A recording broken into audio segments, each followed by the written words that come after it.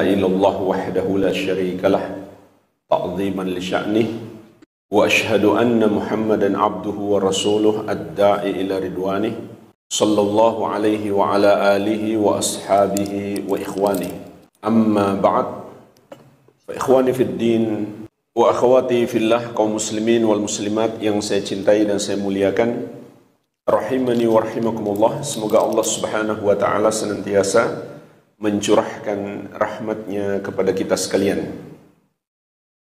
Alhamdulillah, bulan Ramadan sudah berada di depan mata kita. Di surat Al-Isra ayat ke-36 Allah Subhanahu wa taala mengingatkan kita, "Wala taqfu ma laysa laka bihi ilmun. Inna as-sam'a wal basara wal fuada kullu ulaika kana anhu mas'ula."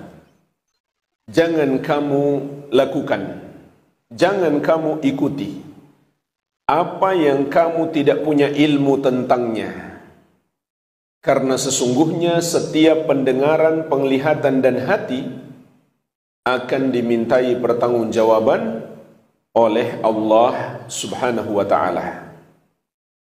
Rasulullah sallallahu alaihi wasallam juga mengingatkan kita, "Man amila amalan laisa alaihi amruna fahuwa raddun." Barang siapa yang melakukan satu amalan yang tidak ada padanya petunjuk dari kami, maka amalan tersebut tertolak. Oleh karenanya Al-Imam Al-Bukhari rahimahullahu ta'ala mengatakan, "Al-ilmu qabla al-qawli wal-amal." Ilmu harus didahulukan sebelum ucapan dan perbuatan, agar amalan kita diterima oleh Allah Subhanahu wa ta'ala.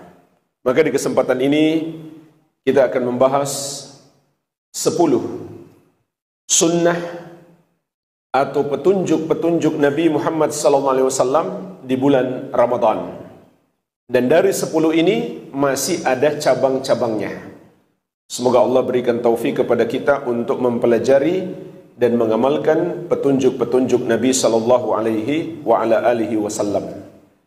Yang pertama adalah petunjuk Nabi SAW dalam menetapkan masuknya bulan Ramadan. Ada 2 hal yang harus kita ikuti. Yang pertama, dengan ru'yatul hilal atau menyempurnakan bulan menjadi 30. Di antaranya disebutkan dalam hadis yang diriwayatkan Al-Bukhari dan Muslim dari sahabat yang mulia Abu Hurairah radhiyallahu anhu, "Sumu li ru'yatihi wa aftiru li ru'yatihi, fa in gubbi 'alaikum fa akmilu iddata Sya'bana 30." Berpuasalah karena kamu sudah melihat hilal, dan berbukalah, maksudnya berhari raya Idul Fitri, karena kamu sudah melihat hilal. Namun apabila tertutup atas kalian, dalam riwayat yang lain, fa in gumma alaikum, kalau mendung atau awan menutupi penglihatan kalian, maka sempurnakan bulan Sya'ban menjadi 30. Berarti proses melihat hilal itu pada tanggal 29, yaitu kita sudah bersiap di posisi yang memungkinkan untuk melihat hilal menjelang maghrib. Ketika terbenam matahari, apabila muncul hilal, berarti masuk 1 Ramadan. Malam itu kita tarwih dan makan sahur. Besok puasa. Dan alhamdulillah di negara kita, pemerintah punya tim, itu sudah sejak lama, yang ditempatkan di posisi-posisi tertentu untuk melihat hilal. Di negara-negara Islam seperti di Arab Saudi juga seperti itu. Ada petugas yang berusaha melihat hilal, dan ini termasuk sunnah.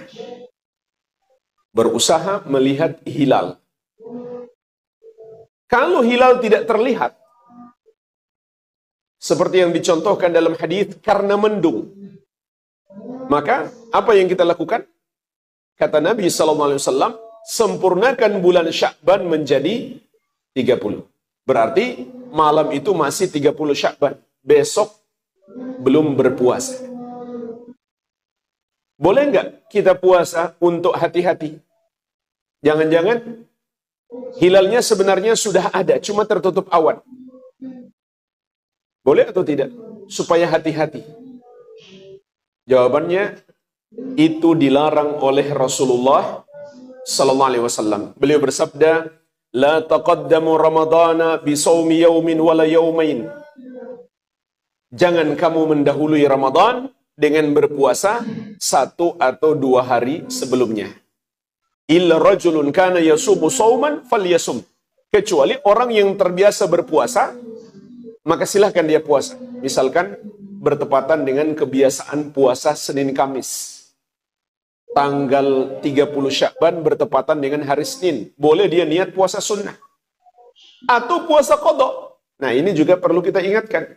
Bulan Sya'ban adalah kesempatan terakhir untuk mengqadha puasa Ramadan tahun lalu.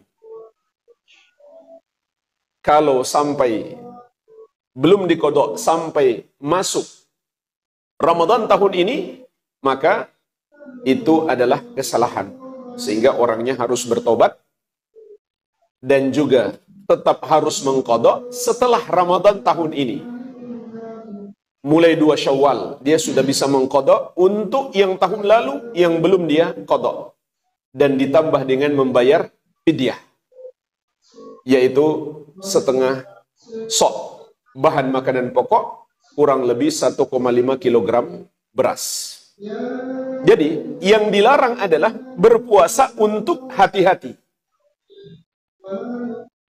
Maka tidak boleh kita berpuasa Ramadan kecuali sudah pasti.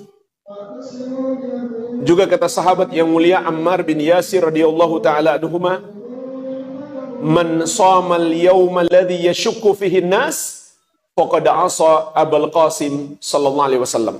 Barang siapa berpuasa di hari manusia ragu padanya, maka dia telah bermaksiat kepada Abul Qasim Nabi Muhammad sallallahu alaihi wasallam.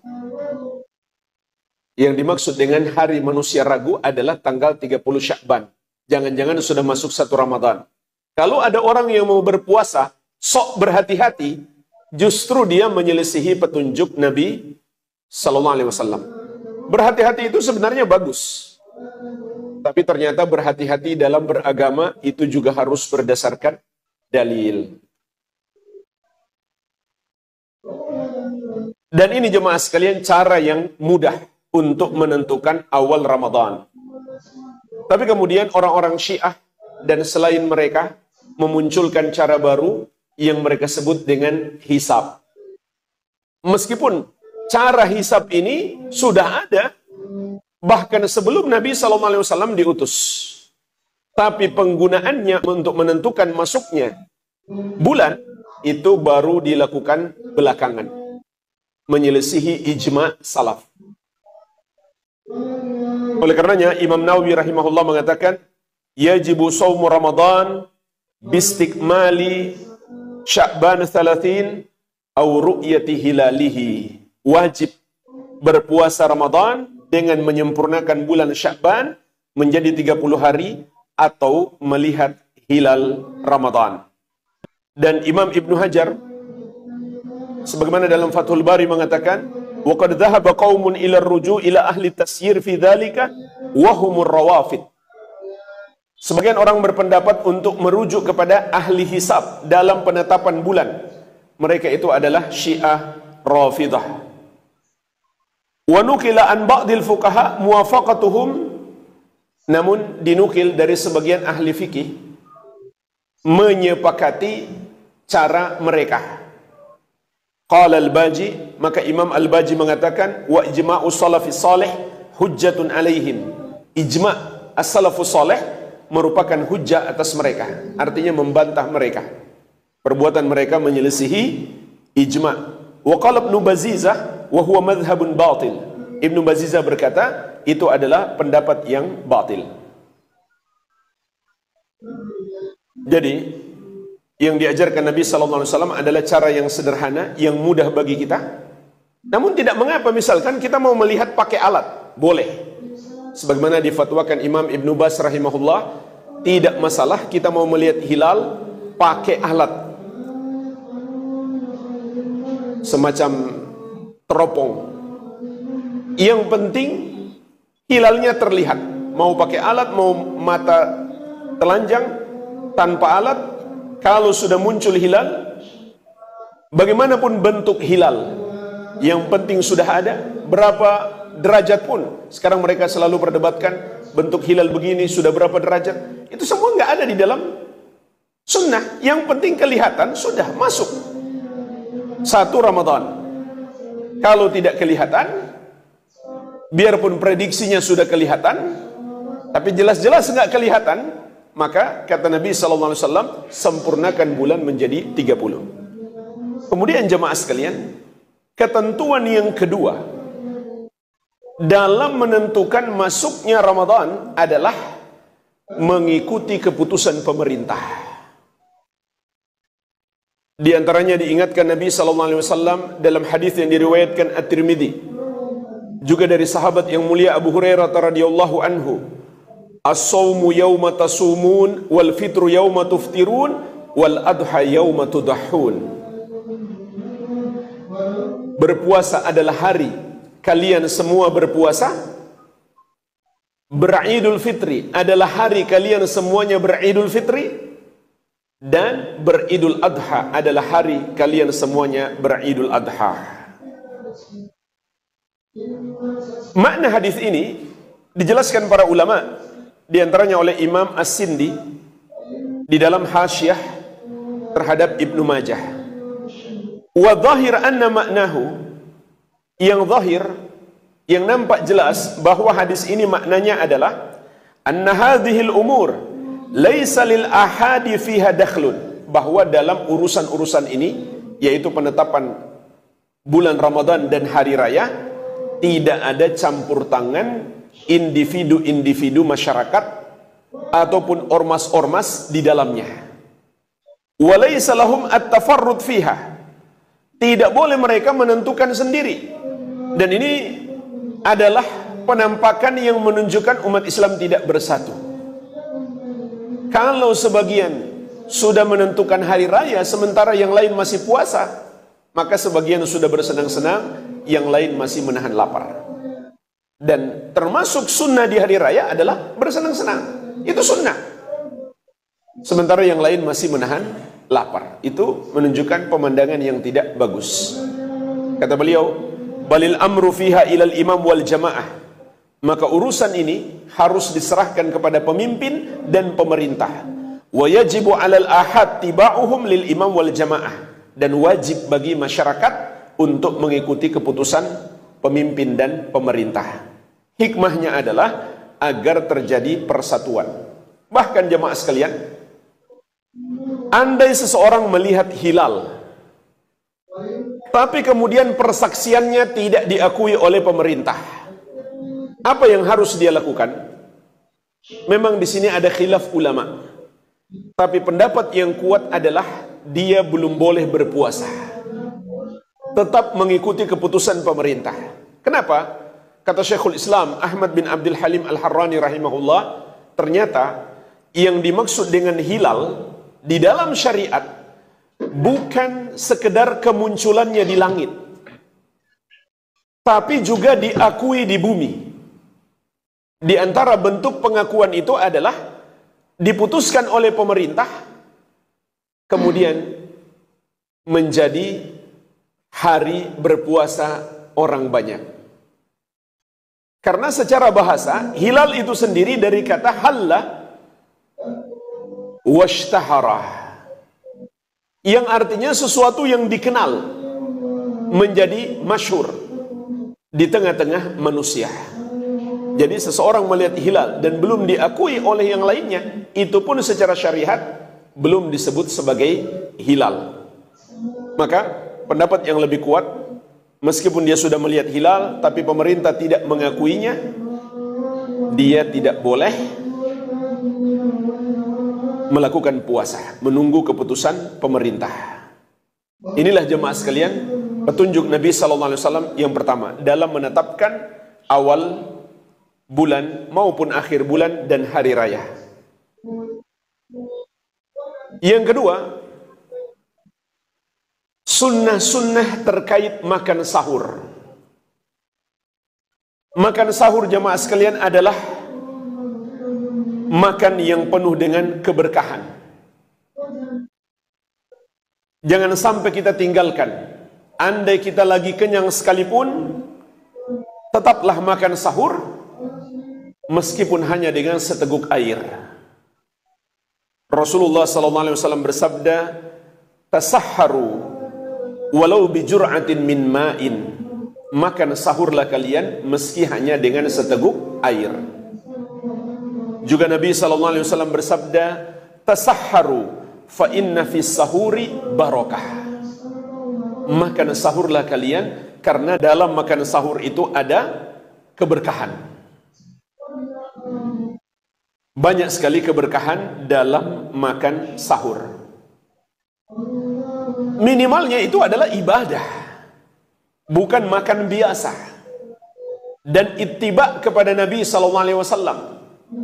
Oleh karenanya jemaah sekalian, Al-Allamah Ibnu Utsaimin rahimahullah pernah mengingatkan, termasuk sunnah yang agung dalam makan sahur adalah kita hadirkan di hati kita, kita makan ini untuk menaati Allah dan ittiba kepada Nabi SAW, bukan makan biasa. Begitu pula kita tambahkan niat untuk menyelisihi ahlul kitab, karena Nabi SAW pernah bersabda, faslu ma baina siyamina wa siyami ahlil kitab aklatus sahar. Pembeda antara puasa kita dan puasanya ahlul kitab adalah makan sahur. Jadi hadirkan dalam hati kita untuk menyelisihi mereka. Juga Nabi SAW mengabarkan kepada kita tentang keberkahan makan sahur. Beliau bersabda, as-sahuru akluhu barakah. Makan sahur itu adalah makan yang penuh berkah. Fala tada'uhu, maka janganlah kamu tinggalkan. Walau an yajra'a ahadukum jur'atan min ma'in, meskipun seorang dari kalian hanya meneguk satu tegukan air. Fa inna Allah azza wa jalla wa malaikatahu yusalluna 'alal mutasahhirin. Karena sesungguhnya Allah dan para malaikatnya bersalawat untuk orang-orang yang makan sahur. Allah bersalawat maknanya Allah mencurahkan rahmatnya dan ampunannya. Malaikat bersalawat kepada kita maknanya malaikat mendoakan ampunan untuk kita. Kapan waktu makan sahur itu? Waktu makan sahur itu dimulai dari pertengahan malam sampai akhir malam, menjelang waktu subuh. Inilah waktu makan sahur. Berarti kalau kita makan sebelum pertengahan malam atau sebelum tidur dengan niat makan sahur, tapi belum masuk pertengahan malam, itu belum masuk waktu sahur. Namun jamaah sekalian, dianjurkan, disunnahkan kita makan menjelang waktu subuh. Sebagaimana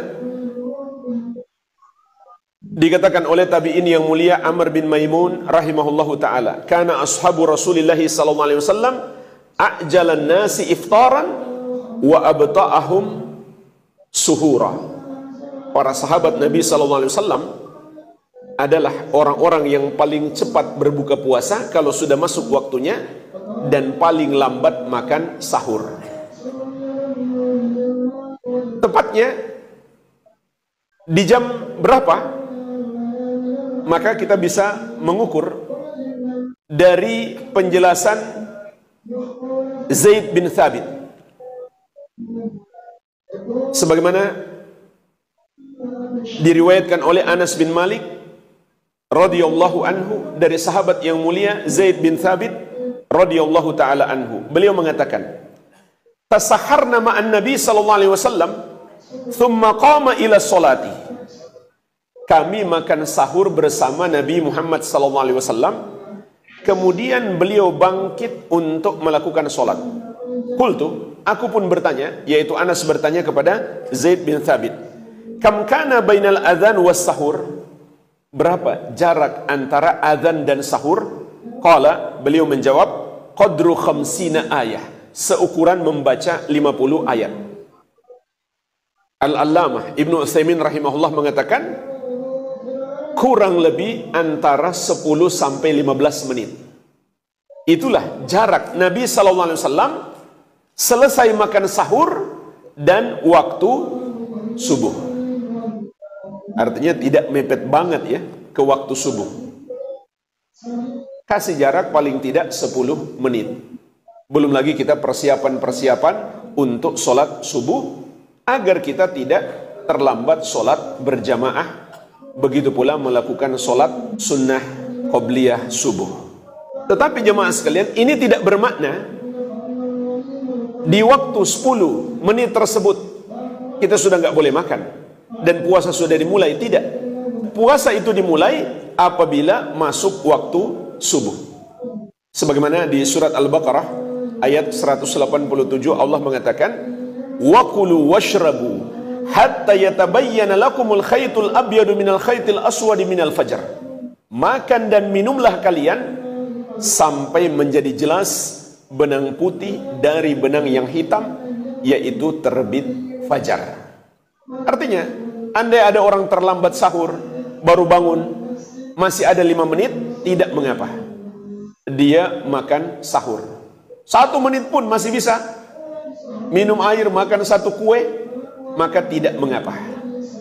Nah, pertanyaannya jemaah sekalian, andai dia lagi makan sahur, kemudian terdengar azan, apa yang harus dia lakukan? Lanjut atau stop? Jawabannya tergantung. Kalau dia masih ragu, jangan-jangan muadzin ini kecepatan. Buktinya apa? Baru 1 masjid yang azan, yang lain belum. Jika dia masih ragu, tidak mengapa dia lanjut. Kenapa? Ada kaidah mengatakan, al-aslu baqa makana ala makan. Hukum asal itu tetap sesuai dengan keadaannya. Artinya sampai ada sesuatu yang bisa merubahnya. Atau kaidah juga mengatakan, al-yakin la yazulu bisyak. Keyakinan tidak bisa hilang dengan keraguan. Adanya waktu malam itu kan yakin. Kemudian apakah sudah masuk waktu subuh? Itu kan belum yakin. Masih keraguan. Maka keraguan ini nggak bisa menghilangkan keyakinan, sehingga dia boleh untuk terus makan dan minum. Tapi jemaah sekalian, kalau dia sudah yakin, wajib dia segera berhenti. Wajib dia segera berhenti makan sahur. Memang ada hadis Nabi SAW mengatakan, idza sami'a ahadukumun nida wal ina ala yadihi fala yada'hu hatta yaqdiya hajatahu minhu. Apabila seorang dari kalian mendengar azan, sementara bejana masih ada di tangannya, janganlah dia letakkan sampai dia menyelesaikan hajatnya. Artinya selesai dia makan atau minum. Tapi pertama, hadis ini diperselisihkan ulama tentang kesohihannya. Namun, andai sohih sekalipun, sebagaimana dijelaskan oleh Al-Allamah Ibnu Utsaimin rahimahullah, itu dibawa kepada makna dia masih ragu bahwa subuh sudah masuk. Maka tidak mengapa dia selesaikan hajatnya. Tapi kalau dia sudah yakin, nggak boleh dia terus makan dan minum, karena dia akan bertentangan dengan ayat. Ayat mengatakan, makanlah dan minumlah sampai jelas. Berarti sampai yakin. Ini juga dalil. Sampai yakin. Benang putih dari benang yang hitam, maksudnya waktu fajar. Maka kalau belum jelas atau belum yakin, tidak mengapa dia terus makan dan minum. Dan ini kebalikannya ya. Jika belum jelas masuknya waktu berbuka, nggak boleh dia berbuka. Harus yakin dulu sudah masuk waktu berbuka. Karena apa tadi kaidahnya? Keyakinan nggak boleh dihilangkan dengan keraguan. Masuknya maghrib masih ragu kan? Sementara asalnya adalah kita pada posisi di siang hari, itu yang kita yakini. Tapi masuknya maghrib masih diragukan, maka keraguan itu nggak boleh menghilangkan keyakinan. Kemudian jemaah sekalian, dari hadis Anas dari Zaid bin Thabit tadi, di situ juga kita bisa memetik pelajaran sebagaimana kata Ibnu Hajar rahimahullahu taala, wa fihil ijtima' 'ala sahur. Dalam hadis tersebut ada anjuran makan sahur bersama. Karena kata Zaid bin Thabit radhiyallahu anhu, tasaharna ma'an nabiyyi sallallahu alaihi wasallam. Kami makan sahur bersama Nabi Muhammad sallallahu alaihi wasallam. Berarti dianjurkan makan sahur bersama. Ini termasuk sunnah. Adakah menu makan sahur yang disunahkan? Dalam hadis Abu Daud dari Abu Hurairah radhiyallahu anhu, Rasulullah sallallahu alaihi wasallam bersabda, "Ni'ma sahurul mu'min at-tamar." Sebaik-baik makanan sahur seorang mukmin adalah kurma. Maksudnya kurma matang. Dan hikmah juga kita mengakhirkan makan sahur agar kita bisa melakukan sholat subuh tidak ketiduran lagi. Kalau kita terlalu jauh jarak sahurnya dengan waktu subuh, khawatirnya kita ketiduran. Baik, ini beberapa sunnah terkait dengan makan sahur. Berikutnya yang ketiga, termasuk petunjuk dan sunnah Nabi sallallahu alaihi wasallam yang sangat agung, kita berpuasa dengan sebenar-benarnya puasa. Maksudnya adalah puasa kita harus bisa mencegah kita dari perbuatan yang haram. Bukan sekedar tidak makan, tidak minum, dan tidak berhubungan suami istri. Tapi lisan kita dipuasakan dari ucapan-ucapan yang haram. Mata kita, pendengaran kita juga dipuasakan dari melihat dan mendengar yang haram. Dan semua anggota tubuh kita dipuasakan dari hal-hal yang haram. Dalam hadis yang diriwayatkan Al-Bukhari dari Abu Hurairah radhiyallahu anhu, Rasulullah sallallahu alaihi wasallam bersabda, "Man lam yada' qaula zur wal 'amala bihi wal jahla, falaysa lillahi haja fi an yada'a ta'amahu wa syarabahu." Barang siapa yang tidak meninggalkan ucapan yang haram dan perbuatan yang haram dan kejahilan, yaitu perbuatan yang tidak berdasar petunjuk Allah dan Rasulnya, termasuk hal-hal yang sia-sia, ngeprank orang misalkan, maka Allah tidak membutuhkan puasanya. Artinya tidak ada gunanya dia meninggalkan makan dan minum. Juga Nabi SAW pernah bersabda, "Rubba sha'imin hadduhu min siyamihi al-ju' wal 'atash." Bisa jadi orang yang berpuasa itu yang dia dapatkan dari puasanya hanyalah lapar dan haus. Dia nggak dapat pahala. Karena puasanya tidak mencegah dia dari perbuatan yang haram. Dan Nabi SAW juga bersabda, "Wasyamu junnah." Puasa itu adalah perisai. Apa maksudnya puasa adalah perisai? Ada dua makna. Yang pertama, perisai dari maksiat di dunia. Yang kedua, perisai dari api neraka di akhirat. Dan tidak akan menjadi perisai dari api neraka di akhirat sampai menjadi perisai dari maksiat di dunia. Oleh karenanya dalam lanjutan hadis Nabi SAW mengatakan, "Wa idza kana yaumu shaumi ahadikum fala yarfuth wala yaskhab wala yajhal." Maka di hari seorang dari kalian sedang berpuasa, janganlah dia berkata-kata kotor, jangan dia berteriak-teriak, berisik, gaduh. Jangan pula dia melakukan kejahilan, termasuk hal-hal yang sia-sia, yang tidak berdasarkan petunjuk Allah dan Rasulnya. Oleh karenanya jemaah sekalian, bulan Ramadan hendaklah kita isi dengan ibadah.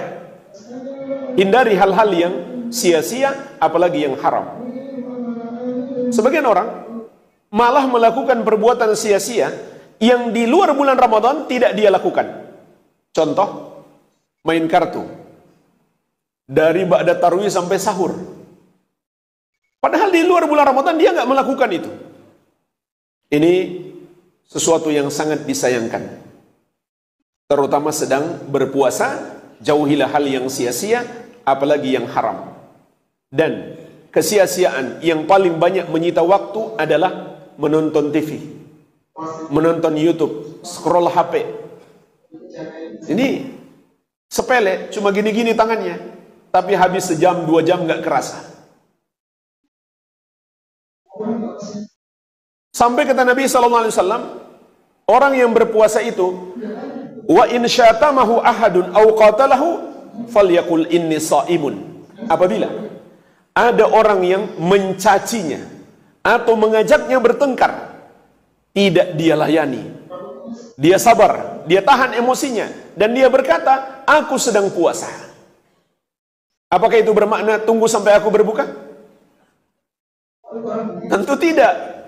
Kalau setelah berbuka dia kemudian mencari orang itu untuk bertengkar, berarti itu menunjukkan puasanya nggak berhasil. Karena puasa itu kan pendidikan. Supaya apa? La'allakum tattaqun, agar kalian bertakwa. Maka hasil dari pendidikan kita ini jemaah sekalian, kita akan lihat setelah Ramadan. Apakah kita menjadi orang yang lebih bertakwa atau tidak? Maka jika kita berpuasa dengan menjauhi semua yang Allah haramkan, insya Allah kita akan sampai pada derajat ketakwaan. Imam Ibnul Qayyim rahimahullahu ta'ala mengatakan, wasaimu huwa alladhi samat jawarihuhu anil atham. Orang yang berpuasa itu adalah orang yang anggota tubuhnya berpuasa dari dosa-dosa. Walisanuhu anil kadhib wal fuhshi wa qawli zur. Lisannya berpuasa dari ucapan dusta, ucapan keji, dan ucapan palsu. Wa batnuhu anit ta'am wasyarab. Dan perutnya berpuasa dari makan dan minum. Wa farjuhu anir rafath. Dan kemaluannya berpuasa dari berhubungan suami istri. Dan ketahuilah jemaah sekalian, meskipun bulan Ramadan adalah bulan mulia, bulan ampunan, tapi faktanya tidak semua orang yang Allah ampuni. Sampai Rasulullah SAW pernah mengingatkan kita, syakiya abdun adraka Ramadan fansalakha minhu walam yughfar lahu. Celakalah seorang hamba yang mendapati bulan Ramadan, tapi sampai Ramadan berakhir dia belum juga mendapatkan ampunan. Al-Hafidh Ibn Rajab rahimahullah pernah mengatakan, ihdharul ma'asi fa innaha tahrimul maghfirah fi mawasimir rahmah. Jauhilah kemaksiatan, karena maksiat itu akan menghalangi ampunan meskipun di musim-musim hujan rahmat. Dan ketahuilah jemaah sekalian, bukan hanya amal soleh dilipat gandakan pahalanya oleh Allah Subhanahu wa ta'ala di bulan Ramadan, namun perbuatan dosa juga lebih besar dosanya. Kenapa dosa menjadi lebih besar? Karena tatkala seseorang berbuat dosa, pertama dia mendapatkan dosanya itu sendiri. Yang kedua, ditambah dengan dosa, dia tidak memuliakan bulan Ramadan. Dan itu secara tidak langsung dia meremehkan Allah. Dan yang ketiga, dia juga seakan tidak menghargai pertolongan Allah kepadanya. Di bulan Ramadan, Allah tolong kita dengan mengikat setan-setan. Oleh karenanya jemaah sekalian, semakin berkurang dorongan berbuat maksiat, tapi seseorang masih melakukannya, maka dosanya menjadi lebih besar. Sehingga hukuman zina, jika seseorang sudah pernah menikah, itu lebih berat daripada yang belum nikah. Berzina bagi seorang anak muda yang belum nikah itu sudah dosa yang sangat besar. Tapi jika dia sudah pernah menikah, dosanya lebih besar lagi. Kenapa? Karena dorongan dia berzina itu semakin lemah. Apalagi dia sudah jelas punya pasangan yang sah, tapi dia masih berzina, maka dosanya lebih besar. Dan kalau dia sudah tua, dosanya lebih besar lagi. Begitu pula di bulan Ramadan, dorongan untuk berbuat dosa itu sangat kecil. Karena setan-setan diikat. Ditambah lagi orang-orang kebanyakan menjauhi maksiat dan sibuk dengan ibadah, tapi seseorang masih berbuat dosa, maka dosanya menjadi lebih besar. Oleh karenanya jemaah sekalian, Ramadan juga adalah bulan untuk bertobat, meskipun bertobat itu adalah keharusan sepanjang hidup kita, tapi di bulan Ramadan lebih ditekankan lagi.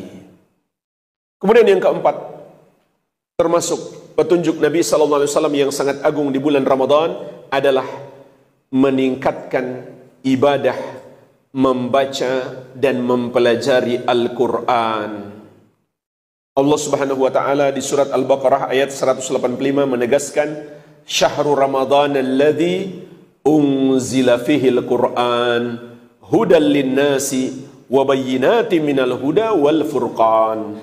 Bulan Ramadan adalah bulan diturunkannya Al-Quran sebagai petunjuk bagi manusia, dan di dalamnya ada ayat-ayat yang menjelaskan tentang hidayah dan Al-Furqan untuk membedakan yang benar dan yang salah. Dalam hadis yang diriwayatkan Al-Bukhari, sahabat yang mulia Abu Hurairah radhiyallahu anhu mengatakan, "Kana ya'ridu 'ala Nabi sallallahu alaihi wasallam Al-Qur'an kulla amin marrah."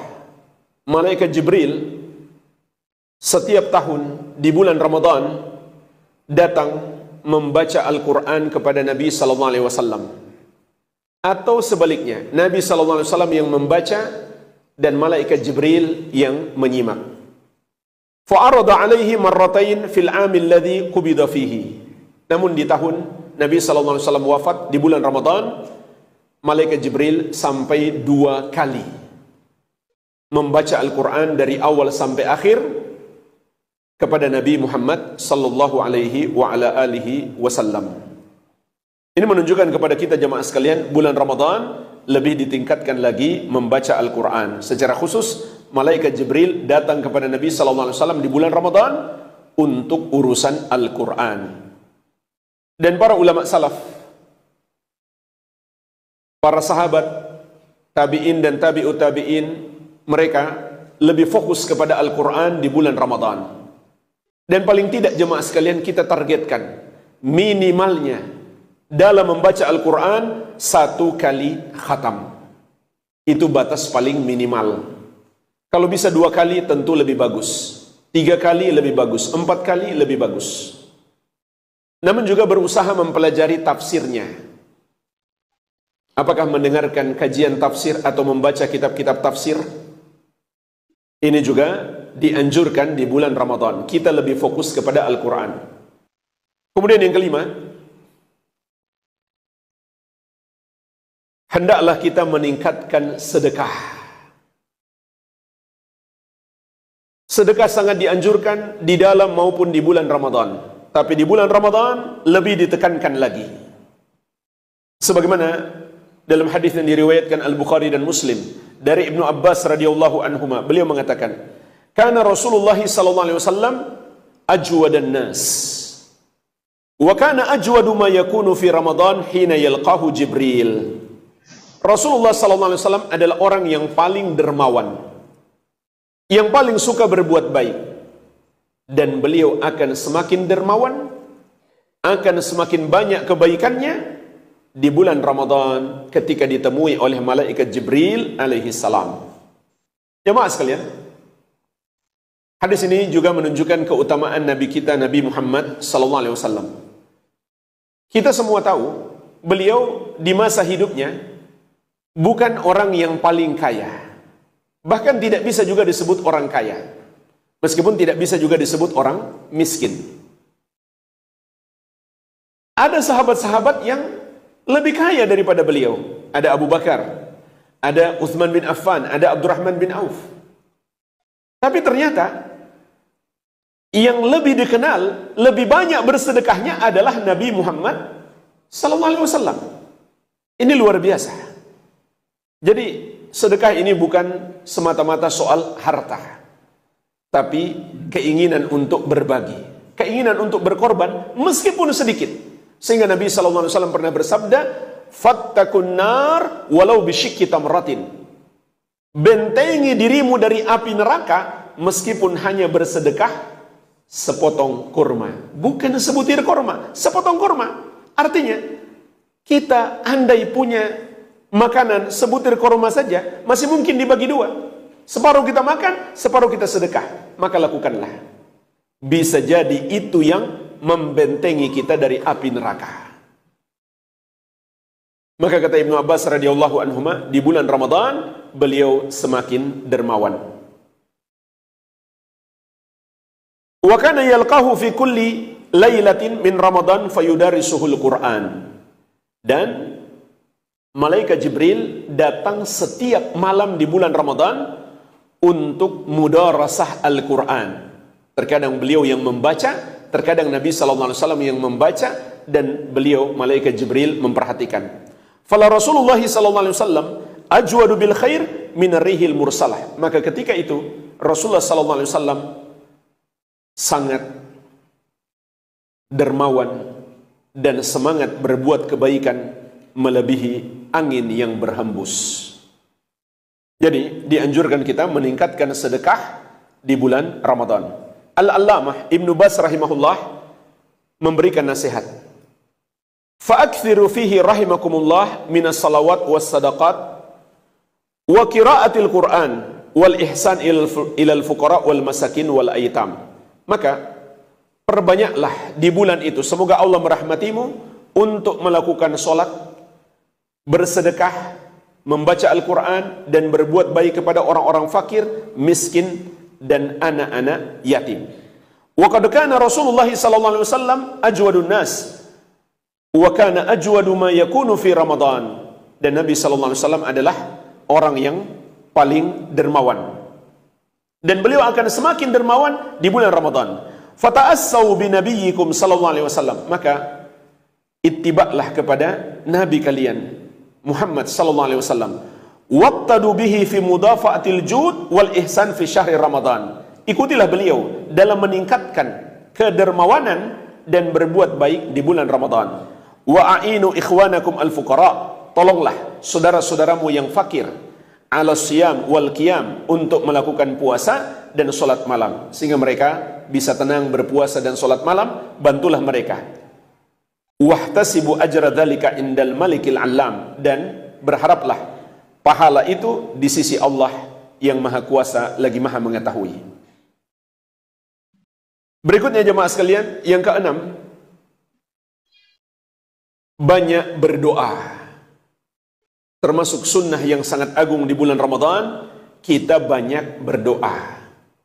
Karena bulan Ramadan adalah bulan yang mustajab untuk doa-doa kita.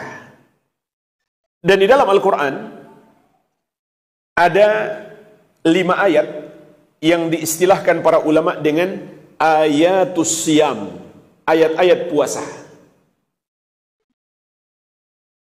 5 ayat itu mulai dari ayat 183 sampai 187. Ini disebut ayat-ayat puasa. Tapi jemaah sekalian, dari 5 ayat ini, ayat yang keempat tidak ada kaitannya dengan puasa. Maksudnya secara zahir, seperti tidak ada kaitan dengan puasa. Apa ayat yang keempat itu? Allah Subhanahu wa taala berfirman, "Wa idza sa'alaka 'ibadi 'anni fa inni qaribun ujibu da'watad da'i idza da'an falyastajibuli wal yu'minu bi la'allahum yarshudun. Dan apabila hamba-hambaku bertanya tentang aku, maka sesungguhnya aku dekat, aku menjawab, aku mengabulkan doa orang yang berdoa apabila dia memanjatkan doanya kepadaku. Maka hendaklah mereka menjawab seruanku, yaitu menjalankan perintahku dan menjauhi laranganku, dan beriman kepadaku agar mereka mendapatkan petunjuk. Sedikit pun tidak menyinggung tentang puasa, tidak pula tentang Ramadan. Tapi dia terjepit di antara ayat-ayat puasa. Maka para ulama menerangkan, ini menunjukkan kepada kita, di bulan Ramadan, begitu pula saat sedang puasa, dianjurkan untuk memperbanyak doa. Dan dalam hadis Rasulullah SAW bersabda, Inna lillahi utaqa minan nar fi kulli yawmin wa laylatin wa li kulli muslimin fi kulli yawmin wa laylatin da'watun mustajabah. Sesungguhnya Allah memiliki hamba-hamba yang dibebaskan dari api neraka di setiap siang dan malam bulan Ramadan. Dan bagi setiap muslim di setiap siang dan malam bulan Ramadan ada doa yang pasti dikabulkan. Juga Rasulullah SAW bersabda, "Thalathu da'awatin la turad." Ada 3 doa yang tidak akan ditolak, pasti dikabulkan. Yang pertama, da'watul walid, doa orang tua untuk anak. Wa da'watus shaim, yang kedua, doa orang yang sedang berpuasa. Wa da'watu al-musafir, yang ketiga, doanya musafir. Maka jemaah sekalian, perbanyaklah doa di bulan Ramadan, baik ketika sedang berpuasa maupun di waktu malam, termasuk di waktu sahur, karena itu waktu terbaik untuk berdoa di sepertiga malam yang terakhir saat Allah Subhanahu wa taala turun ke langit dunia. Berikutnya yang keberapa? Yang ketujuh. Termasuk sunnah yang sangat agung di bulan Ramadan adalah sunnah-sunnah terkait dengan berbuka puasa. Di antaranya menyegerakan berbuka puasa. Dalam hadis yang diriwayatkan Al-Bukhari dan Muslim dari Sahal bin Sa'ad As-Sa'idi radhiyallahu anhu, Rasulullah sallallahu alaihi wasallam bersabda, "La yazalu nasu bi khairin ma'ajjalul fitr." Manusia akan senantiasa berada dalam kebaikan selama mereka menyegerakan buka puasa. Perhatikan jemaah sekalian, mengapa hanya menyegerakan berbuka puasa? Kata Nabi SAW, manusia akan senantiasa berada dalam kebaikan. Karena itu sunnah Nabi SAW. Disitulah letak kebaikan kita. Disitulah keberkahan hidup kita. Gak usah cari berkah dari benda-benda, dari kuburan-kuburan, dari apapun. Cari berkah itu dari petunjuk Nabi Muhammad SAW. Di situ kebaikan kita. Dan Allah bahkan mengabarkan kepada kita, itu adalah syarat meraih cinta Allah. Sebagaimana dalam surat Ali Imran ayat ke-31. Qul in kuntum tuhibbunallaha fattabi'uni. Katakan wahai Muhammad, sampaikan kepada umatmu, kalau kalian benar-benar cinta kepada Allah, maka ikutilah aku. Ikutilah Rasulullah sallallahu alaihi wasallam. Yuhibbukumullah, barulah Allah akan mencintaimu. Wa yaghfir lakum dzunubakum, dan akan mengampuni dosa-dosamu. Wallahu ghafurur rahim, dan Allah Maha Pengampun lagi Maha Penyayang. Ini jemaah sekalian tujuan kita belajar sunnah, supaya meraih rahmat dan ampunan Allah tatkala kita mengamalkan sunnah-sunnah itu. Maka orang yang mencintai Allah belum tentu Allah mencintainya, sampai dia mengikuti hamba yang paling Allah cintai, yaitu Nabi Muhammad SAW. Namun tentu yang dimaksud segera berbuka di sini adalah apabila sudah pasti masuk waktu maghrib. Jangan ditunda-tunda lagi, langsung berbuka. Ada segolongan orang yang sok lebih takwa. Tunda dulu, jangan dulu. Sampai kapan? Sampai sudah gelap langit baru mereka mau berbuka. Mereka itu termasuk ahlul kitab dan diikuti oleh orang-orang Syiah. Jadi ahlul kitab tadi sudah kita bahas, mereka nggak makan sahur. Kalau mau berbuka juga tidak segera. Begitu pula orang-orang Syiah, sok merasa paling takwa. Sehingga kita, kata mereka, harus berhati-hati. Tadi sudah kita bahas, berhati-hati itu bagus, tapi tetap harus sesuai dengan dalil. Kalau begitu, jika belum pasti bagi kita, belum yakin sudah masuk waktu maghrib, nggak boleh juga bersegera, bercepat-cepat. Kalau belum yakin masuk waktu maghrib, kemudian kita makan dan minum, ternyata memang belum masuk, bagaimana status puasanya? Tidak sah. Status puasanya tidak sah. Tapi beda halnya kalau dia sudah yakin, kemudian dia berbuka, namun ternyata belum masuk, maka status puasanya sah. Bedakan antara dua hal ini. Adakah menu buka puasa yang dianjurkan? Dalam hadis Abu Daud dan Tirmidzi dari Anas bin Malik radhiyallahu anhu, beliau mengatakan, "Kana Rasulullah sallallahu alaihi wasallam yuftiru ala rutabat qabla an yusalliya." Rasulullah sallallahu alaihi wasallam berbuka puasa dengan kurma muda sebelum melakukan salat maghrib. Ini juga sunnah, berbukanya sebelum salat maghrib. Jangan salat dulu baru berbuka. Fa in lam takun rutabat fa'ala tamarat. Kalau tidak ada korma muda, maka korma matang. Kalau nggak ada korma gimana? Fa in lam takun hasawatin min ma'in. Kalau tidak ada korma, maka beliau minum beberapa teguk air. Jadi kalau tidak ada korma, jangan cari kue yang manis-manis lalu menganggap itu sunnah. Tidak. Yang sunnah adalah minum air putih dulu. Setelah itu mau makan apapun tidak ada masalah. Maksudnya di sini awal kita berbuka, yang disunahkan makan korma.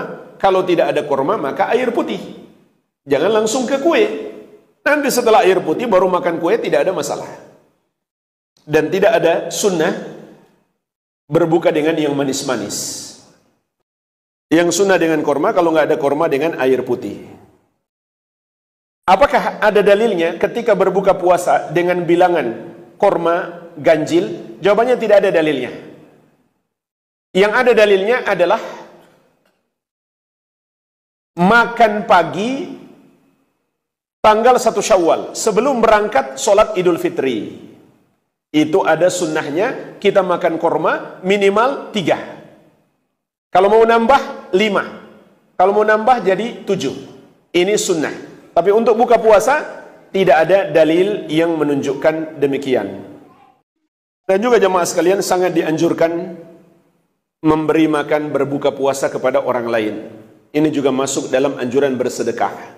Rasulullah sallallahu alaihi wasallam bersabda, "Man fattara sha'iman kana lahu mithlu ajrihi ghaira annahu la yanqusu min ajri sha'imi syai'an." Barang siapa memberi makan orang yang berbuka puasa, maka ia akan mendapatkan pahala yang sama dengan orang yang berpuasa itu, tanpa mengurangi pahalanya sedikit pun.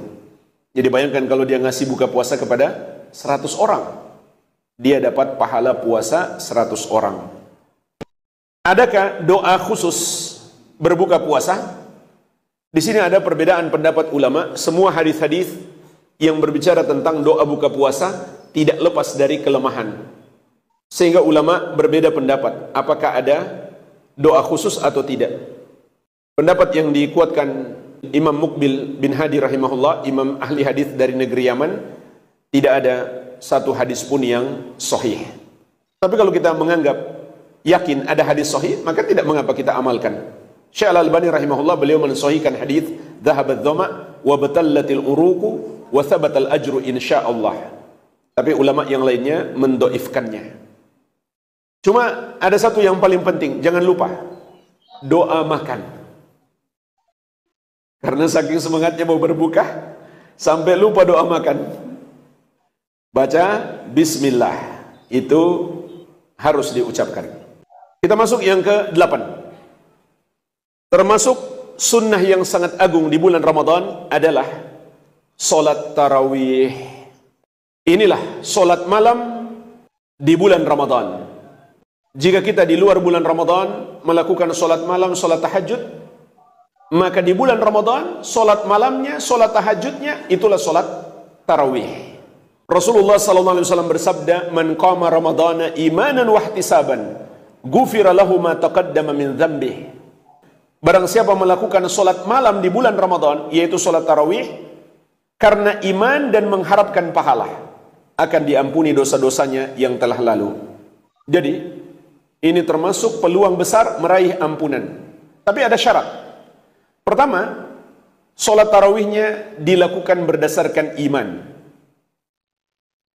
Yaitu dia mengimani semua yang Allah wajibkan untuk diimani, termasuk beriman disunahkannya solat tarawih. Yang kedua, ihtisaban, mengharap pahala. Dan inilah hakikat ikhlas. Tidak seperti kata sebagian orang, kalau ikhlas nggak berharap apa-apa. Maka Nabi SAW mengajarkan kepada kita, ikhlas itu mengharapkan pahala, yaitu mengharap masuk surga dan dijauhkan dari api neraka oleh Allah Subhanahu wa Ta'ala. Dan yang ketiga, tentu solat tarawihnya harus sesuai petunjuk Nabi Muhammad sallallahu alaihi wasallam, karena beliau bersabda, "Man amila amalan laisa alaihi amruna fahuwa raddun." Barang siapa mengerjakan satu amalan tidak ada padanya petunjuk dari kami, maka amalan tersebut tertolak. Contoh solat tarawih yang tidak sesuai petunjuk Nabi sallallahu alaihi wasallam, solat tarawih dengan sangat cepat sampai tidak tumakninah. Ada orang yang solat di masa Nabi SAW tidak tumakninah, itu karena dia belum tahu cara solat. Maka Nabi SAW bersabda kepadanya, "Sholli fa innaka lam tusolli." Solat lagi karena kamu belum solat. Berarti solatnya tidak sah kalau dia tidak tumakninah. Ini syarat yang ketiga. Masih ada syarat yang keempat, agar dosa-dosa kita diampuni semuanya, termasuk dosa-dosa besar, adalah dengan bertobat. Karena mayoritas ulama berpendapat dosa yang diampuni dengan sebab amal soleh hanyalah dosa kecil. Sebagaimana sabda Nabi SAW, "As-salawatul khams wal jum'atu ilal jum'ah wa ramadan ila ramadan mukaffiratun lima bainahunna idza jutunibatil kabair." Salat yang 5 waktu, salat Jumat sampai Jumat berikutnya, Ramadan sampai Ramadan berikutnya adalah amalan-amalan penghapus dosa di antara waktu-waktu tersebut, apabila dosa-dosa besar dijauhi. Dan jemaah sekalian, kalau kita di luar Ramadan, salat tahajud itu lebih afdal di akhir malam. Tapi di bulan Ramadan lebih afdal di awal malam. Dan bagi laki-laki berjamaah di masjid. Kenapa? Karena itulah yang dikerjakan oleh Rasulullah SAW dan para sahabat. Ba'da isya mereka sholat tarawih. Tapi kenapa kita sholat tarawih sebulan penuh, sementara Nabi SAW tidak mengerjakannya sebulan penuh? Karena jemaah sekalian, beliau telah menjelaskan sendiri alasannya. Kenapa beliau tidak lakukan sebulan penuh? Karena beliau khawatir menjadi wajib.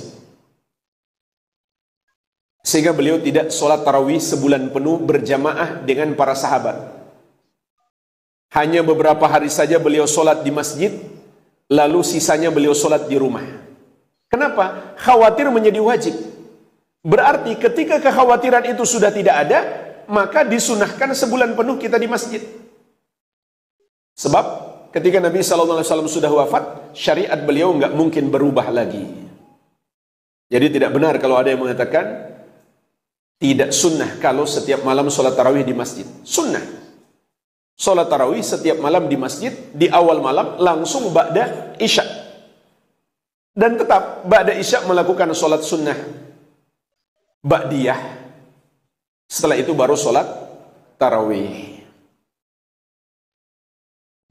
Dan bagi ibu-ibu, lebih afdal tetap di rumah. Andai mau ke masjid juga tidak apa-apa, selama tetap menjaga adab-adab sebagai wanita muslimah ketika keluar rumah. Dan juga jemaah sekalian, termasuk sunnah yang sangat agung, ketika kita sholat berjamaah tarawih, sholatlah bersama imam sampai selesai. Jangan kita tinggalkan imam sebelum imam selesai witir. Sebagaimana dalam hadis At-Tirmidzi dari Abu Dzar radhiyallahu anhu, Rasulullah sallallahu alaihi wasallam bersabda, "Innahu man qama ma'al imam hatta yansharif kutiba lahu qiyamu lailatin." Sesungguhnya barang siapa yang sholat bersama imam, yaitu sholat tarawih sampai imam selesai, maka ditulis untuknya pahala sholat semalam penuh. Ini luar biasa pahalanya. Cuma sholat tarawih mungkin setengah jam, tapi dapat pahala sholat semalam penuh. Bagaimana kalau imam berganti? Tetap diikuti, karena hakikatnya pengganti itu adalah wakil daripada yang sebelumnya. Jadi pokoknya kalau kita di masjid sampai imam selesai, sampai witir. Bagaimana kalau kita pingin sholat tahajud lagi? Boleh atau tidak? Jawabannya boleh. Sebagaimana dijelaskan oleh Imam Ibnu Baz rahimahullahu ta'ala. Kenapa? Karena sholat malam itu tidak ada batasan rakaatnya. Sebagaimana dalam hadis riwayat Bukhari dan Muslim dari Ibnu Umar radhiyallahu anhuma, Rasulullah sallallahu alaihi wasallam bersabda, "Sholatul laili mathna mathna." Salat malam itu 2 rakaat, 2 rakaat. Ini juga sunnah. Tidak ada satu dalil pun 4 rakaat sekali salam, itu tidak ada. Yang ada 2 rakaat salam, 2 rakaat salam. Memang ada riwayat yang seakan menyebutkan 4 rakaat salam, tapi maknanya tidak seperti itu. Maknanya di 4 rakaat Nabi SAW beristirahat, bukan baru salam, bukan. Dan juga ada sebagian mazhab yang memahami seperti itu, tapi mayoritas ulama itu berpendapat 2 rakaat salam, 2 rakaat salam. Kemudian lihat lanjutan hadis, fa idza khasya ahadukumus subh shalla rak'atan wahidah tutir lahu ma qad shalla. Maka apabila seorang dari kalian sudah khawatir masuk waktu subuh, hendaklah dia sholat 1 rakaat sebagai witir untuk menutup sholat sebelumnya. Jadi lihat hadis ini, sholat malam 2 rakaat, 2 rakaat, terus sampai khawatir masuk waktu subuh, tutup dengan witir 1. Berdasarkan hadis ini, kata Imam Ibnu Baz rahimahullah, berarti sholat malam tidak ada batasan, termasuk sholat tarawih. Sehingga sepeninggal Nabi SAW, para sahabat itu ada yang sholat sampai 20, ada yang lebih daripada itu, ada yang kurang daripada itu. Dan kesimpulannya jemaah sekalian, yang sunnah dalam sholat tarawih itu 2. Jika bacaan kita panjang, maka sunnahnya jumlah rakaatnya persis seperti yang diamalkan Nabi SAW. Beliau kebanyakan mengamalkan 11 rakaat, tapi terkadang sampai 13. Itu sunnah. Ingat ya, bukan hanya rakaatnya 11 atau 13, tapi bacaannya juga harus panjang. Itu baru sesuai dengan sunnah. Nah, yang kedua, yang diamalkan oleh sahabat, bacaannya lebih singkat, tapi rakaatnya banyak. Dan ini dulu diamalkan di Masjid Nabawi dan Masjidil Haram. Sebelum pandemi, Masjid Nabawi dan Masjidil Haram itu 20. Tapi kemarin setelah pandemi tinggal 10. Ini 2 yang disunahkan. Tapi kita banyak buat versi ketiga. Bacaannya pendek, rakaatnya juga sedikit. Itu versi kita. Dan kita merasa sudah sesuai sunnah. Seharusnya kalau rakaatnya sedikit, bacaannya panjang. Kalau bacaannya pendek, rakaatnya banyak. Itu yang disunnahkan. Jadi boleh-boleh saja kalau kita mau sholat lagi, padahal kita sudah sholat tarawih bersama imam. Tapi dengan syarat, jika kita sudah sholat witir, tidak witir lagi. Karena Rasulullah SAW bersabda, la witrani fi laylatin. Tidak boleh ada dua witir dalam satu malam. Pernah mendengar hadis tutuplah malam dengan witir. Betul, hadis ini sahih. Nabi SAW mengatakan, ij'alu akhira salatikum bil lail witran. Jadikanlah akhir salat malam kalian adalah witir. Dan ini berlaku di bulan Ramadan maupun di luar bulan Ramadan. Namun ini hukumnya sunnah, tidak sampai wajib. Dan kalau seseorang sudah witir di awal malam, tidak boleh witir lagi. Karena ada hadis, la witrani fi laylatin. Tidak ada dua witir dalam satu malam. Tapi bisa juga, kalau memang dia pingin witir di akhir malam, ketika dia sholat witir bersama imam, saat imam salam, dia berdiri lagi. Paham? Jadi ketika sholat tarawih di masjid, saat imam witir, salam, dia berdiri lagi tambah satu rakaat. Berarti dia belum witir kan? Nanti dia witirnya di akhir malam. Bisa seperti itu. Adakah surat khusus yang dianjurkan pada sholat tarawih? Jawabannya tidak ada, kecuali pada sholat witir. Sebagian orang di 10 malam terakhir menganggap sunnah membaca surat Al-Qadar. Inna anzalnahu fi lailatul qadar, dan seterusnya. Karena berharap dapat pahala Lailatul Qadar. Tapi mengkhususkan surat tersebut tidak ada dalilnya. Apalagi kalau cuma baca surat itu, pendek sekali. Harusnya di 10 hari terakhir Ramadan, sholat tarawihnya harusnya lebih panjang lagi. Namun tidak ada surat yang dikhususkan kecuali pada sholat witir. Jika kita sholat witir 3 rakaat, maka rakaat pertama membaca Sabbihisma Rabbikal A'la, rakaat yang kedua Qul ya ayyuhal kafirun, dan rakaat yang ketiga Qul huwallahu ahad. Dan untuk sholat witir itu bisa 3. 1 salam tanpa tasyahud awal, bisa juga dibagi 2. 2 rakaat salam, kemudian 1 rakaat salam. Berikutnya yang ke-9, meningkatkan ibadah di 10 hari terakhir Ramadan. Inilah babak finalnya Ramadan yang akan menentukan awal dan pertengahan Ramadan kita. Karena Nabi SAW mengatakan, wa innamal a'mal bi khawatimiha. Dan hanyalah amalan itu tergantung penutupannya. Syekhul Islam Ahmad bin Abdul Halim Al-Harrani rahimahullah pernah mengatakan, wal i'tibar bi kamalin nihayah la binaqsil bidayah. Yang menjadi ukuran adalah sempurnanya penutupan, bukan kurangnya permulaan. Imam Ibnu Rajab rahimahullah mengatakan, ibadallah, inna syahra Ramadan qad azama 'ala ar-rahil walam yabqa minhu illa al-qalil. Wahai hamba-hamba Allah, sesungguhnya bulan Ramadan sudah bertekad untuk pergi, tidak tersisa waktunya kecuali sedikit. Faman minkum ahsana fihi fa alaihi tamam. Maka siapa yang telah berbuat baik padanya, hendaklah dia sempurnakan. Wa man farrata falyakhtimhu bil husna. Tapi barang siapa yang menyia-nyiakan, maka hendaklah dia tutup dengan yang lebih baik. Kenapa? Kalau dia tutup dengan yang lebih baik di 10 hari terakhir, Allah akan maafkan kekurangannya di awal maupun pertengahan Ramadan. Sebab Nabi SAW mengatakan, innamal a'mal bi khawatimiha. Amalan-amalan itu tergantung penutupannya. Terutama jemaah sekalian, untuk mengejar Lailatul Qadar. Yang kata Allah dalam Al-Quran, Lailatul Qadri khairum min alfi syahr.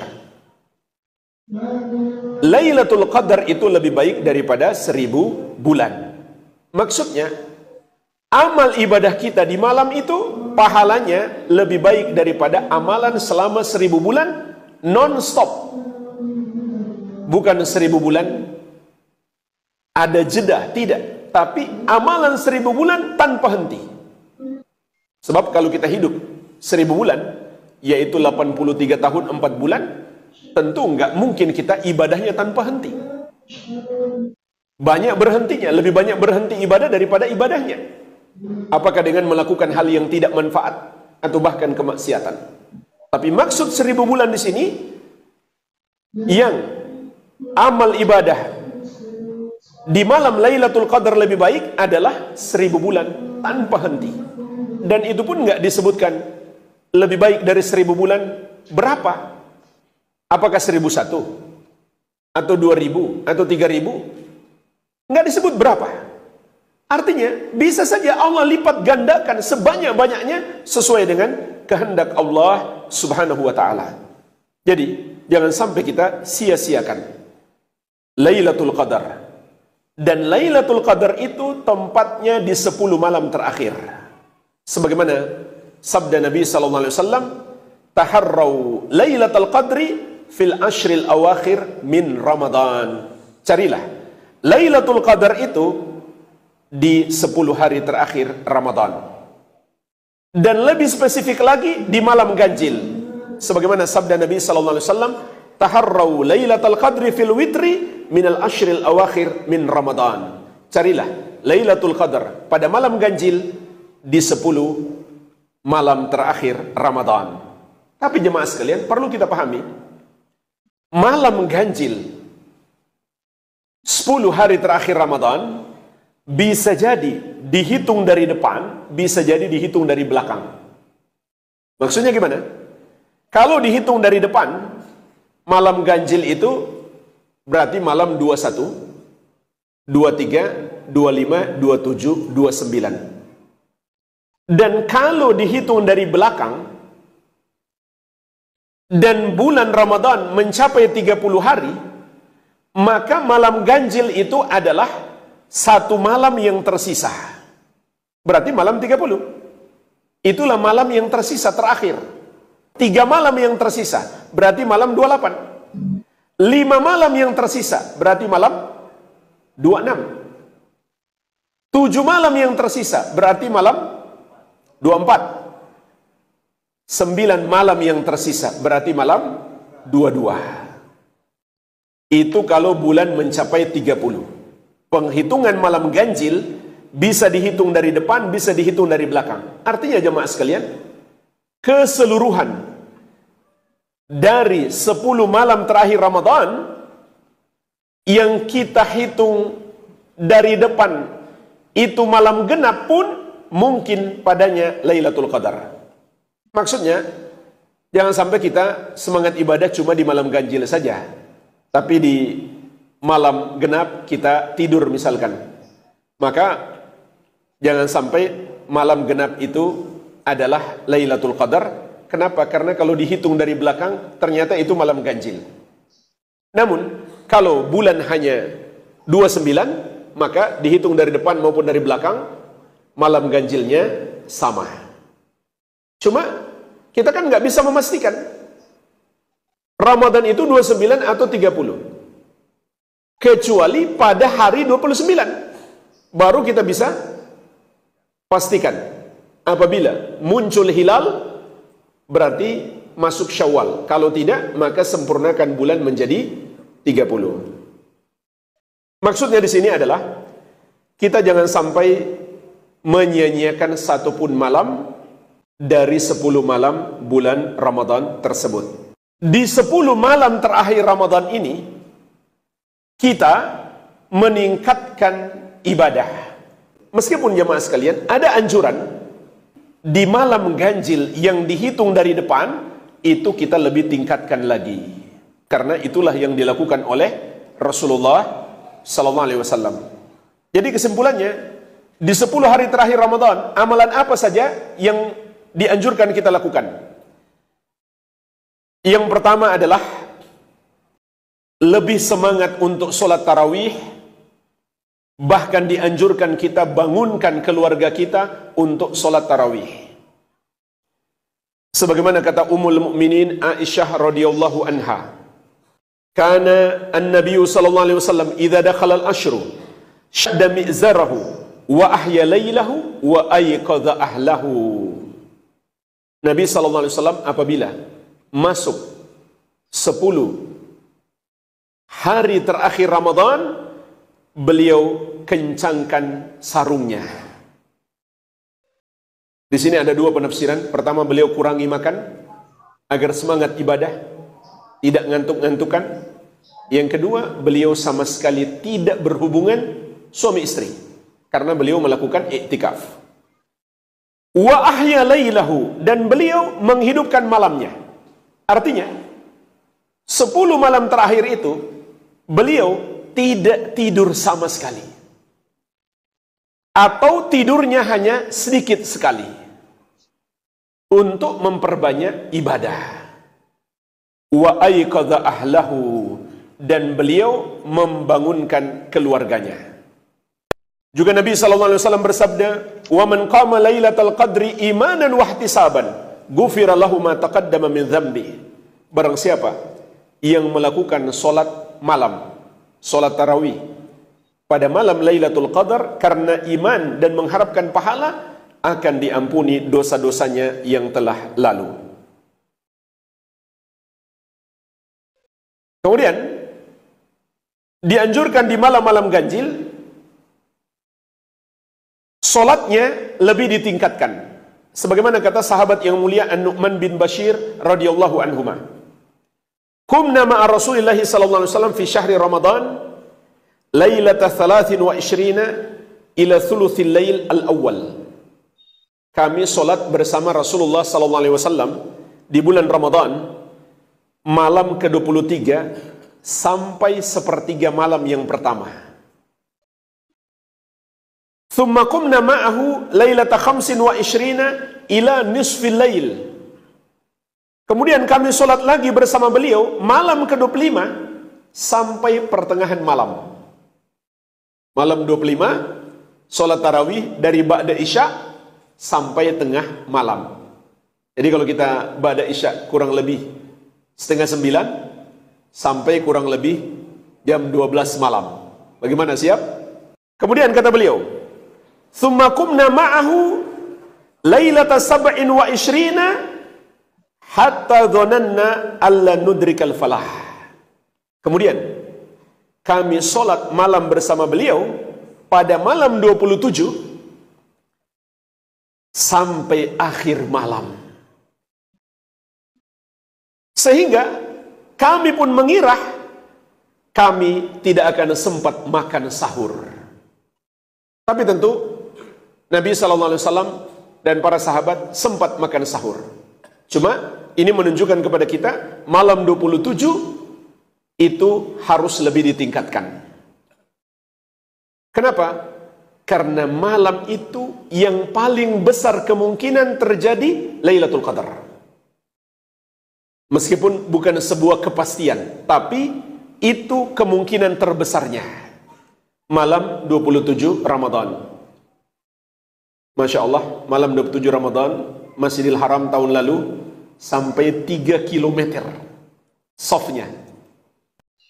Jadi sholat tarawih ditingkatkan. Bahkan jemaah sekalian, sebagian ulama berpendapat amalan yang pahalanya lebih dari 1000 bulan, maksudnya adalah sholat tarawih, bukan yang lainnya. Ini pendapat sebagian ulama, tapi kebanyakan ulama mengatakan mencakup semua ibadah. Namun sholat tarawih lebih ditingkatkan, lebih ditekankan. Tapi insya Allah mencakup semua ibadah. Apakah sedekah, baca Quran, dan lain-lain. Itu juga pahalanya lebih daripada 1000 bulan. Akan tetapi sholat tarawih lebih ditekankan. Apalagi yang dianjurkan di 10 hari terakhir Ramadan, melakukan ibadah yang sangat agung, yaitu iktikaf.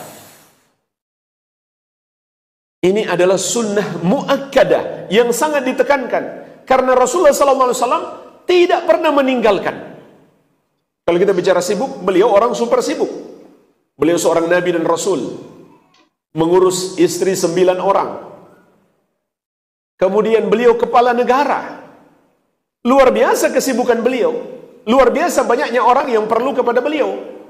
Tapi beliau tidak pernah meninggalkan iktikaf. Setiap Ramadan beliau beriktikaf di 10 hari terakhir. Bahkan di tahun beliau wafat sampai 20 hari. Dan kalau beliau tidak sempat beriktikaf, maka beliau akan mengqadha tahun depan jadi 20 hari. Ini menunjukkan sangat dianjurkan untuk iktikaf. Kata Ummul Mukminin Aisyah radhiyallahu anha, anna Nabiy sallallahu alaihi wasallam kana ya'takifu al-ashr al-awakhir min Ramadan hatta tawaffahu Allah. Nabi sallallahu alaihi wasallam beriktikaf 10 hari terakhir Ramadan sampai Allah mewafatkan beliau. Artinya beliau lakukan terus-menerus setiap Ramadan. Thumma takafa azwajuhu min ba'di. Kemudian para istri beliau masih beriktikaf sepeninggal beliau sallallahu alaihi wasallam. Apa hakikat iktikaf jemaah sekalian? Imam Ibn Rajab rahimahullah mengatakan, "Fa ma'nal iktikaf wa haqiqatuhu qat'ul 'ala'iq 'anil khala'iq lil ittisal bi khidmatil khaliq." Makna iktikaf dan hakikatnya adalah memutuskan semua interaksi dengan makhluk. Untuk apa? Untuk fokus beribadah kepada Al-Khaliq, Sang Pencipta. Ini hakikat iktikaf. Agar kita bisa fokus, kita beriktikaf di masjid. Putuskan semua hubungan dengan dunia. Itu hakikat iktikaf. Jadi kalau iktikaf tapi masih banyak ngobrol dengan teman-teman iktikaf, itu tidak sesuai dengan petunjuk Nabi sallallahu alaihi wasallam, atau lebih banyak waktunya main HP, buka medsos dan lain-lain, itu bukan iktikaf yang sesuai petunjuk Nabi sallallahu alaihi wasallam. Bahkan kajian pun itu jangan terlalu banyak di masa iktikaf, paling 1 atau 2 kali sehari, jangan terlalu banyak. Karena iktikaf itu intinya adalah hubungan pribadi antara hamba dengan Allah Subhanahu wa taala. Makanya dianjurkan ketika iktikaf, ini juga sunnah, ada bilik khusus. Nabi SAW ketika iktikaf dibuatkan semacam kemah, kemudian beliau menyendiri di situ, sehingga nggak ada yang bisa ganggu lagi, nggak ada yang bisa ngajak ngobrol.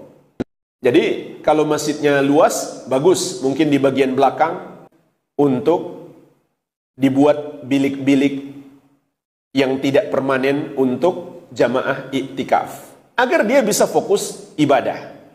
Itu termasuk sunnah. Kalaupun itu tidak ada, ya tidak ada masalah. Yang penting iktikafnya di masjid. Dan ulama sepakat, iktikaf yang terbaik adalah di Masjidil Haram, atau Masjid Nabawi, atau Masjidil Aqsa. Selain 3 masjid ini, ulama bahkan masih beda pendapat. Boleh nggak iktikaf di selain 3 masjid ini? Namun mayoritas ulama berpendapat boleh, selama masjid itu ada solat jamaahnya.